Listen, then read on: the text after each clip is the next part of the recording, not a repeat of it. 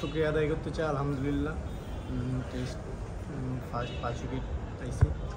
আর বেশি কিছু ট্রাই করি নাই, জাস্ট চেষ্টা করছি ব্যাটসম্যানকে রুম না দিয়ে লাইন টু লাইন কেমনে বোলিং করা যায় এবং কোন সিচুয়েশনে কোন ব্যাটসম্যানকে কীভাবে বোলিং করা যায় সেই বোলিংকে করার চেষ্টা করছি।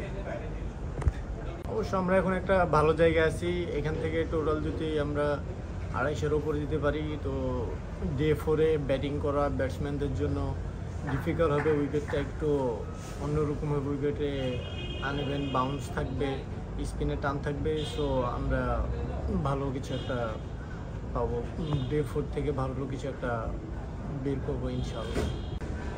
আমার কাছে যেটা মনে হয় যে এই উইকেটে বেশি কিছু ট্রাই না করে just line to line bowling করে এবং ব্যাটসম্যানকে রুম না দিয়ে রান ছাড়া বোলিং করলে ব্যাটসম্যানরা অনেক কিছু ট্রাই করে। তো আমি মনে করি এখানে বোলারদের অত কিছু ট্রাই না করে just line to line bowling করা, এটাই বোলারদের জন্য ভালো।